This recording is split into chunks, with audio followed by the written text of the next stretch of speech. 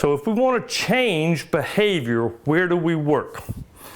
We tend to work, our tendency and our history as a human culture tends to be, we work on changing people's behavior so they can get different results. Well, that's a great idea, except how do you do that? Do you use rewards and punishments to change their behavior? Well, we've noticed that sometimes works and sometimes it doesn't work.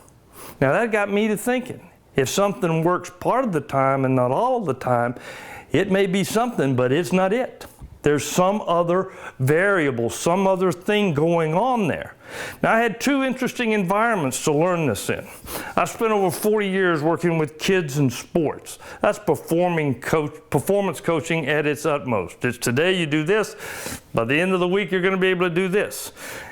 And then I spent a number of years working with inmates in federal prisons where there's a longer view of things, but punishment is a key deal. Performance coaching, reward is often thought of as a key thing. A key ingredient in prison life is punishment. Well, that's where I got to see firsthand that rewards and punishments don't work all that well. Sometimes yes, sometimes no. So this is what I've discovered working with rewards and punishment. When you reward or punish a behavior and it changes their twist, the behavior change is permanent.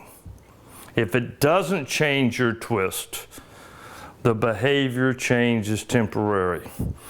So if in the process of getting spanked for misbehavior changes your viewpoint of the pleasure you got out of that misbehavior, you won't do it again. If that spanking did not deter you from the pleasure you had of doing that behavior, you're going to wait till no one's watching and you're going to do it again.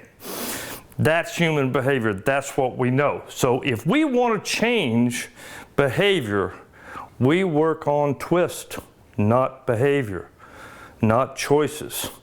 When I worked with inmates in federal prisons, I used to work on their choices, make better choices, and you won't wind up robbing banks. Well, what I actually created was better decision makers for bank robbing.